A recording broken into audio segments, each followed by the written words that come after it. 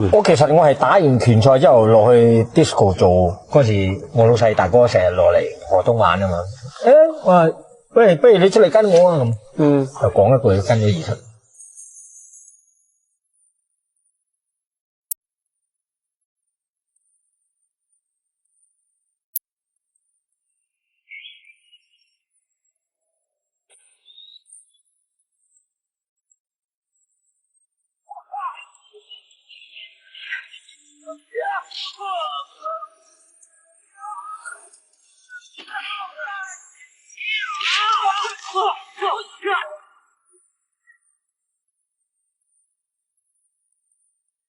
打拳咁耐，我未試過俾人打暈，兜口兜面咁，就呢個位，呢個裂開咗，盧偉光爆咗，又係半粒鐘，哇！花時嶺啊，接完之後又照拍，我哋唔會休息嘅，真係踢埋嚟噶，翻到屋企喊啊，自己腫晒噶，你睇翻我同阿周比利打嗰場，兩個都入醫院啊，我自己本身就好中意做反派嘅。